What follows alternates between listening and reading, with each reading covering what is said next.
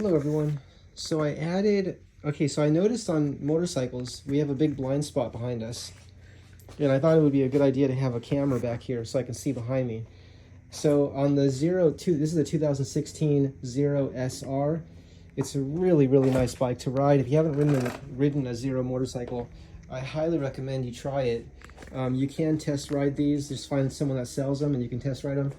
That tells underneath there because I rode this in the rain. I was actually riding it in the rain with no trouble at all. And I don't think the dash cam that I put on here though can handle the rain. But I did ask the company if I could put this on here on a motorcycle, and they said yes. So maybe, I don't know what that means.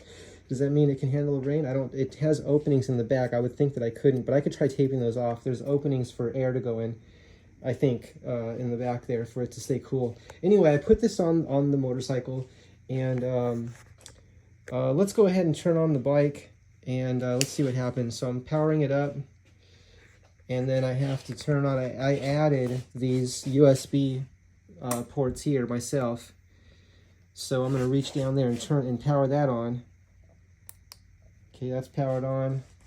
There's also another one over here. See that? So I added those. Showing 13.6 volts. So here's the rear view of the, oh no, that's the front view, right? That's the front view or the back view? That's the back view. That's the back, yeah. So here's my hand in the back right there, see? So the idea is, can I see the automobiles, and I can adjust this up and down, see? Can I see the automobiles behind me when I'm at a when I'm riding the motorcycle? Okay, I don't know why it's switching to the front camera like that. I think it's because I'm touching it. So it should stay there now. When I touched it, I think when I touched it, let's see. Okay, if I accidentally swipe it a little bit or move my finger a little, it's going to change the screen to a different.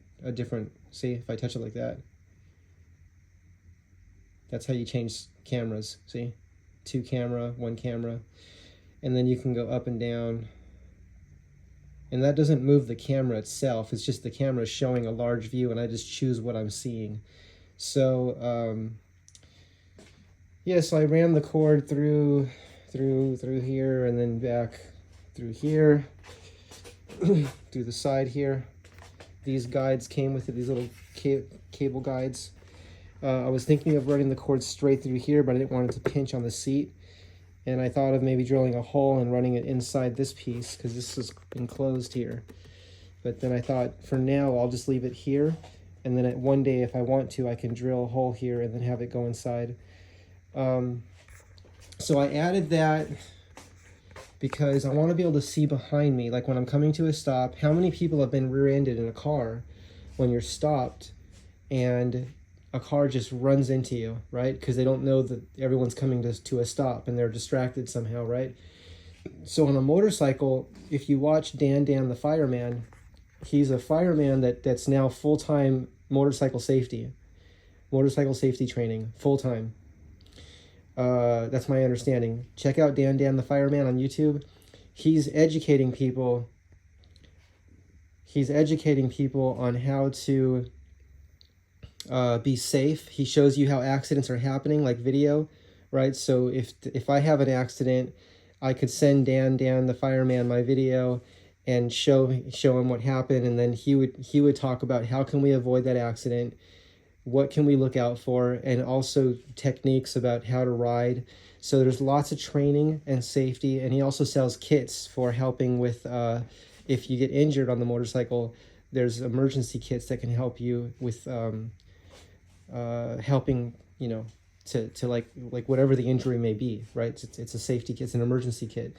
So I do feel that that a rear view mirror for motorcycles is really important. I was talking with a couple different people who said they think this is going to become standard equipment on motorcycles, and it should be standard equipment because we all need to see behind us. And if you put a regular rear view mirror here, you're just going to see yourself. But if you put a rear view camera mirror, that shows from here back everything behind us. And then these little mirrors here, these don't show behind us very well, right? These just show next to us. And some people can adjust them if they're out far enough. You can adjust them to kind of show you a little bit behind you, but not directly behind you really. But we don't want our mirrors out too far, because then if we're what's called lane filtering or lane splitting, which in California, I think it's the only state where that's actually legal, where motorcycles can go between the cars. And a police officer had told me that the rules on that are under 30 miles an hour is when that's supposed to happen, by the book, I think, if that's correct, if I understand correctly. Verify that for yourself. So people aren't supposed to be going like at high speeds between the cars, right? Because that's dangerous. But at low speed, or if the cars are all stopped, then the motorcycle can go in between and then stay ahead of the traffic, right? Because that's something that people often say to me: stay ahead of the cars, don't just stay next to the cars, because we want to be safe, we want to be away from the cars, right? What if a car turns right into us, right? So we want to stay, a lot of people say stay ahead of the cars if you can, a little bit. And but I think seeing behind us is important. I feel that way. I'm just starting to ride this street bike. I've ridden dirt bikes my whole life since I could walk. I was riding a dirt bike right away. But street bikes is something I went to school. I took the courses, the CHP courses, where the officers that are masters of riding teach you safety and teach you how to ride safely. And then there's the practice of actually practicing safe riding, right? So going to the empty parking lots and putting cones out and practicing, that's important. And also, I think seeing behind us is important, and having cameras is important, right? We need both of those. So what else? Yeah, so I put this on. This is, and to see, if you want to see how I did it, I have this here.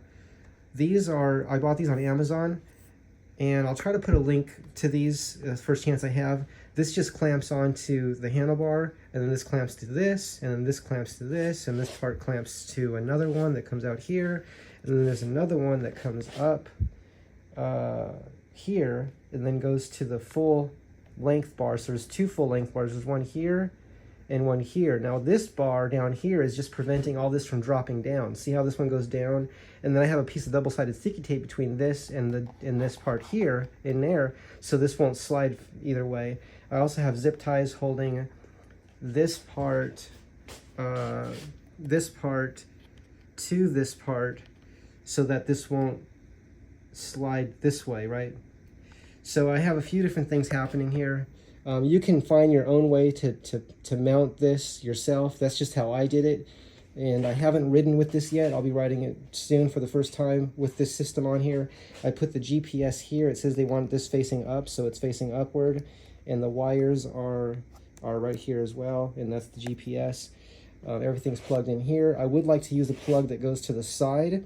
The plug that came with this system here, the wolfbox, is I'll show you. So it came with this plug. I really would like if it came with now it came with this one that plugs into the accessory port, right? But I don't have that kind of plug. I have a USB. So what would really be nice is if this could unplug and had the regular, USB plug. I'll try to show you what I'm talking about. I think it's called a USB, but just the regular like this kind of plug. If it had that kind of plug on it, that would be really nice. So I could plug in, or just some kind of plug. That plug would be one preference, but because it has this, I was thinking about cutting the wires and changing the plug on it, but I don't really want to do that. The reason I want to use this plug is because see how it, instead of going up, it goes to the side. I also may be able to buy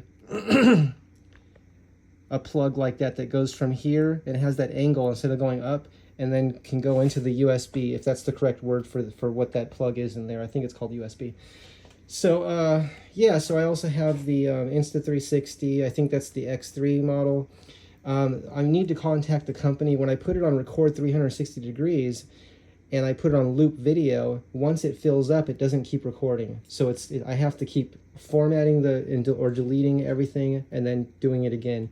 So what I've done most recently is just put it on the forward camera, and that way it has a lot more time that it can record. That is plugged in and being kept charged. but by having just the forward camera on, it doesn't fill up so quickly. But I don't think it's correctly looping the way it's supposed to, so I need to contact the company and find out what they want me to do on that. That does have the extended warranty that they sell, the extra warranty, which is for extra time period and replacement of that. So if needed, I'll do that. But this video is primarily about having a sight behind us, right? Being able to see behind us is very, very important.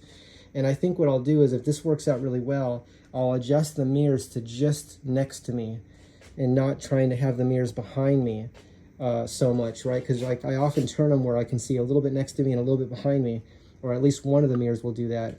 But I think I'll have both mirrors set just to next to me, because it is hard to look when you have all the gear on and the helmet and everything. It's kind of hard to turn one's head and look to the side or even behind, but we always have to look before we get over, change lanes, right? Everyone says, look, always look. Don't just change lanes. Don't look in the mirror and then change lanes. There could be someone in the blind spot, and there's big blind spots on motorcycles. So there it is, everyone. I put the wolfbox in there, and let's see if it says what model one this one is. This is the one that was, I think when you look at it, it has lots of, I think it had the most sales, the most reviews on it. I don't know if it's like 7,000 or 10,000 reviews, but it has a coupon. There was a coupon going for $10 off on it, so it made it from, like, instead of $115 or $119, it was like $110 or $100 almost. And that's a really good price for the safety we're getting, being able to see behind us, and it's also recording. It has the front camera right there. Okay, so it has that front camera, which can adjust to some degree. See, it is movable. You can go up and down. So I have it all the way up, since this is leaning forward, so I can see it easily, right? Right, so I have this leaning forward a little bit so I can see it, but not so much so that this camera is facing the ground. I don't want it down too far. So I'll see how that adjustment looks, and I can always adjust this to be a little bit more angled if needed. But I also think that by having it not angled too much might allow less reflection in the daytime when riding. Anyway, just wanted to share that with you. That's the wolfbox. Some people put these on their scooters, on their micro-mobility scooters, like different kind of scooters. They put it on the handlebars. I think it's really important to be able to see behind us. There's many of these made for that are specifically made for motorcycles, so they'll be waterproof. I haven't seen anything this large that's made for motorcycles, and I hope that someone comes out with something. I did request Wolfbox to please make one that's made specifically for motorcycles, and to allow this front camera to adjust more upward, right? So that we can angle this down more if we want to, or to be a separate if that's also, or to be able to plug in a camera that maybe disables this one or works concurrently with this one or as a third camera, but that way we can mount it up here, and then it doesn't matter what angle we have this at, right? Because we're not using that camera. So something like that. Or there's many companies that make the dash cams for motorcycles. If someone can make a larger screen one, but I will try this one. I will also try some smaller screen ones and see how that is. The most important thing is that we can see behind us. It's very, very important that we have to be able to see behind us, and I mean directly behind us, not just what the mirrors can provide, because these mirrors have enormous blind spots on them, and that's for every motorcycle. Okay, everyone, safe riding, and don't forget, always have your rear view dash cam on your motorcycle of some kind. Just pick one that you like and share your experience with it. Looking forward to watching your reviews. See you in the next video. Bye, everyone.